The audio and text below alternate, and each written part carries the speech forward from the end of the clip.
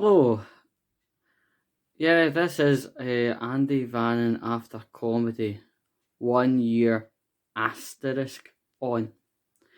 Now I was meant to do like one of these 1 year on videos in April, but remember back in April the world was in a fucking terrible state with this COVID-19, and we're all down on the lockdown, and some people were on furlough and some people were put on furlough one day and took off the next. Yes, that happens in a beautiful world of work. But anyway, yeah, I was meant to get one done in October, the year asterisk blah blah, but that didn't happen. I was too busy working, and naturally after a while the priority number for this video eventually rose up to the surface because things had stabilized a ish degree, and I was like, right, okay, let's do this fucking thing. I've got the phone on, blah blah blah, let's get on with it. Anyway, we don't need to talk about COVID because this should be a wee COVID free bliss for a little bit. So yes, a year asterisk. This is December. So this is 1 year, 10 months and 6 days on from comedy. And I have been working. Not long actually after I left comedy in April 2019.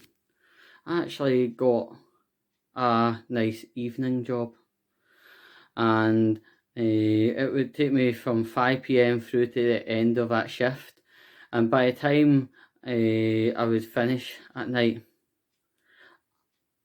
it was a non-negotiable idea with regard to going to watch comedy because I was too tired.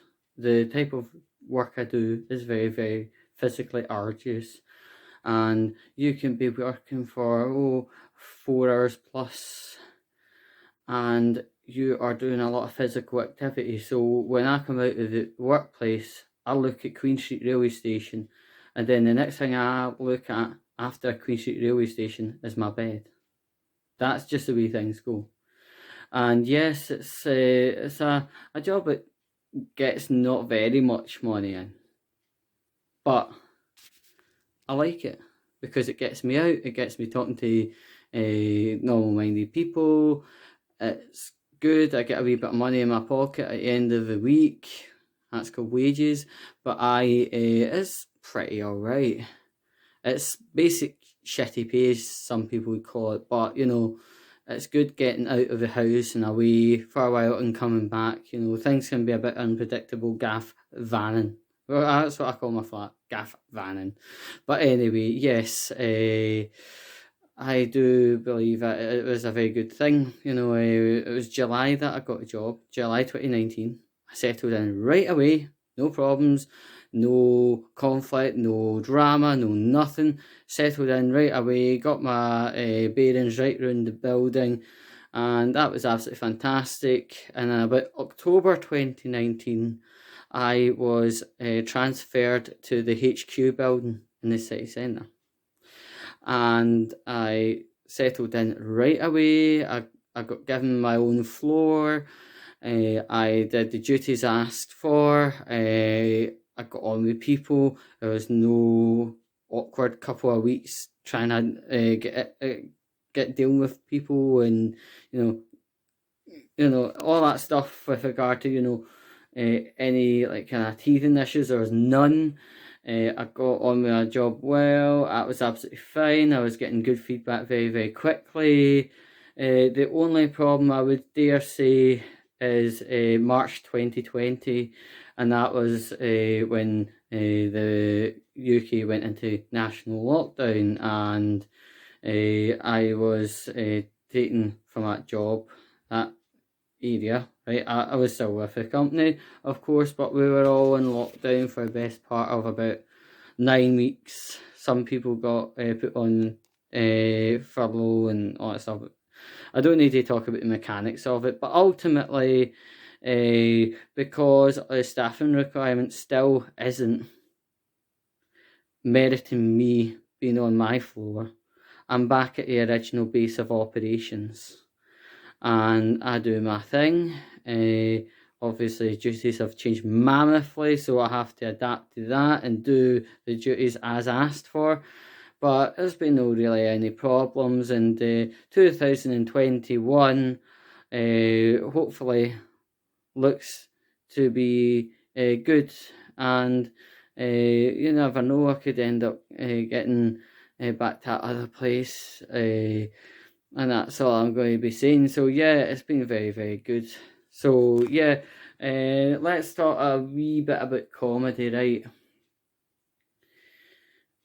You know, I'm looking at things in complete retrospect now. If only I was told about open spot and what to look out for. Now, I can kind of rewind all the way back to May 2017, and that's when I was hospitalised for 5.5 months. And I got out of hospital, I went home to convalesce, and there was this meeting in March 2018, right at the bottom, in fact. And it was what you call an MDT meeting, multidisciplinary. There we go, big words. And they had asked me about starting stand-up comedy, and I said, I thought I'm still convalescing. I'm just waiting for your say-so. And the multidisciplinary actually turned around and said, you can go and perform comedy now. And this MDT wasn't just one or two people. It was a psychiatrist, a CPN, a psychologist, an OT, and one or two other people. So I really did get a well-rounded opinion. So anybody or anything that thinks that I came back too early, you have not got any facts to base it upon.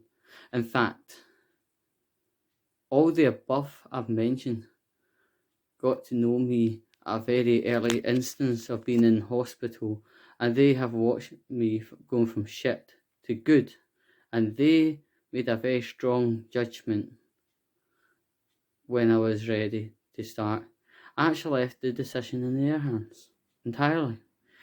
But anyway, I was talking about this, in retrospect, if I knew what the open spot was, I would have avoided it, and I would have avoided all the trouble that came with it. But nobody told me, and because I'd missed nearly 11 months, nobody really communicated with me. If anybody did communicate with me when I came onto the scene and that stuff, and told me what the open spot was about, when I performed comedy between 2013 and 2017, I was going to what you call semi-professional nights. The nights were for new starts, established acts, pro acts, and paid acts, right? And they were run by a professional comedian. And the professional comedian, knew stuff like, crisis resolution, the licensed premise certificate, first aid, and intoxication awareness. That's the kind of stuff these professional comedians actually already knew in their belt, so that made them perfect for running the semi-pro nights. But yeah, if I knew about these open spot nights, I would have completely avoided them at every opportunity, and I wouldn't have ran into that issue and any other issues that I've previously mentioned. So yeah, I really do think if I knew the difference, and in retrospect, attending these open spot gigs, I was wondering where like Big Gary was, and Paul McDaniel, and like people that are really getting it licked, so to speak. Like there's a guy called Chris Thorburn, I think it is. Yeah, he's mastered it. and he's obviously getting paid work. I always wondered where were these example people, and it actually makes sense. They deal with professional work. Open spot would probably stagnate them quite a fair amount. So yeah, interestingly enough, I was at a professional gig, and I was talking to some of the professionals at the end, and one said, "And are you still banding about that open spot world?" I said, "Yeah, well, what of it?" And he says, "Well, let's be honest, I actually do better out with of it." That's what he was saying. He was doing better being in professional territory, so to speak. And in retrospect, I can totally understand, because the open spot scene compared like the semi-pros, compared to the semi-pro scene, right? A semi-pro wouldn't allow bullshit to be going on in the green room, bullying or aggressive behaviour. They would stamp that right out, and if the person can't stop it, they can get the bus home. And with the open spot scene, it's there are people in there with very bad attitude, and it's a drama den. It is a place where bullshit, bullying, intimidation, harassment can get away with murder, right? And if you try and report it, it's like, you're hard to work with, you're antagonistic, you're another IST or ISM or ISTIC suffix, let's slap that. Oh yeah, you can't forget the word toxic, oh man. But anyway, that's the kind of stuff. So basically, you're kind of a sitting duck with these open spot things, right? And if something happens to you, normally, if something happens to you in a workplace, you can report it. So you thought, normal logic, go to the operator of an open spot.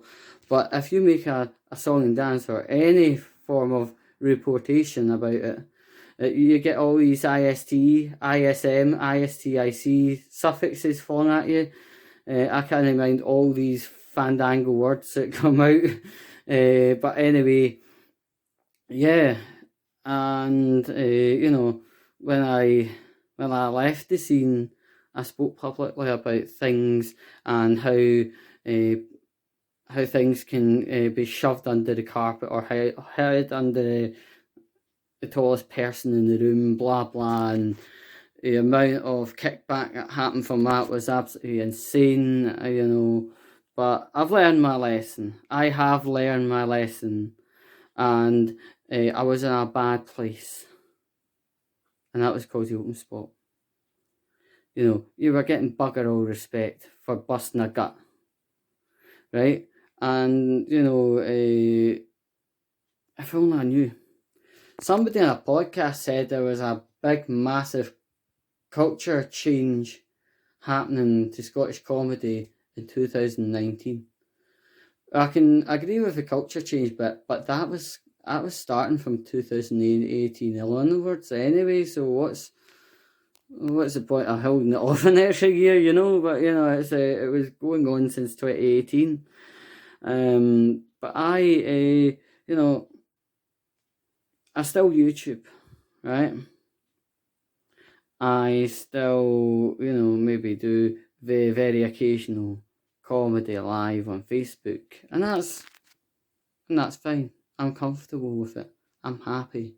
I'm in my wee spot, away from the piranhas, but still performing to appreciative people, and I appreciate the fact that people still stuck by and waited and seen my recent thing, which is called XXX by Vannon. But all I can say is I've learned a lot in retrospect, and if I knew, as I said before, what an open spot was back in 2018, I'd have completely dodged the open spot scene entirely and its people, and I would have dodged the conflict that you probably have heard about, to the point where everyone's getting tinnitus about hearing what it is, right? I think, I've actually learned a lot in retrospect because, sometimes it's a situation where you actually learn more after the things happened, and I think that's exactly what's happened here. To be fair, I've learned a lot about what went right, what went wrong, what I could have done, what I couldn't have done, what things were going to happen that were marked inevitable. So I've learned, and I'm going to be taking that forward. And for the record, because of what I do in my workplace kind of thing, and how little energy I have by the time I come off a shift each night, and where I'm refocusing my remaining energy, there's very, very little chance of me going back to a stage, to be fair. I would rather be focusing in and around, me. It's me time now. I've entertained to the point where I fucking fall over, right? I need to re-energise. And as I said, I have learned in retrospect what went right, what went wrong, what I could have done to avoid, right? And yes, I'm slightly kicking myself at points, realising I could have dodged all that horribleness if I was told, or it was made known in a forum, what the difference between the open spot and the pro guys. I mean, like, from 2018, a lot of gigs, a lot of from 2018, one or two semi-pro gigs disappeared. 2019, a lot more disappeared. And by 2020, there's fuck all semi-pro gigs out there at all, right? So what is an actual replacement? Open spot. And me, naively, I thought open spot was run by, like, might not have been professionals, but they would have run it in the same ethos. But no, that was completely the opposite. It was run by even people that were 2 months in the scene. Like, let's say, for instance, like, the band of newbies that came on December 2018. Within a month or two, they were getting venues and running nights on a weekly basis. And you would have thought that would have all been kind of organised through a professional, but no, it was just a bunch of new starts run a night, and it was an open night, and in the green room there was all sorts of carry on kicking off, and there was carry on kicking off in the smoking areas, all that stuff. I mean, if I knew there were options, really, I wouldn't have bothered with open spot. I really wouldn't have bothered my backside with it. To be fair, I would have just kept to the remaining semi-pro, and then when all of them disappeared, I would have just went, right, fuck it, I'm out of here, bye bye. So yeah, that's what kind of thing is. It's retrospect. I've learned. I might have learned the hard way. I might have learned. Some could even agree the very fucking hard way. And, well, I suppose such is life, isn't it? But anyway, yeah, I'm doing absolutely fine. I'm working. I'm comfortable. I mean, it might be a boring blue-collar job, a shit-ass fuck wage, but in actual fact, I like it. It gets me out the house. It gets me thinking about the world and everything else, and it blows the cobwebs off my glasses. So really, I think it's absolutely fine. So yeah, this is all I can really say, really, because there's nothing else to say. But I did enjoy my time on the stage when it was pleasant, and I've got massive things happening on YouTube, and maybe even a different channel as well. So yeah, I'll catch you later. Ta-da.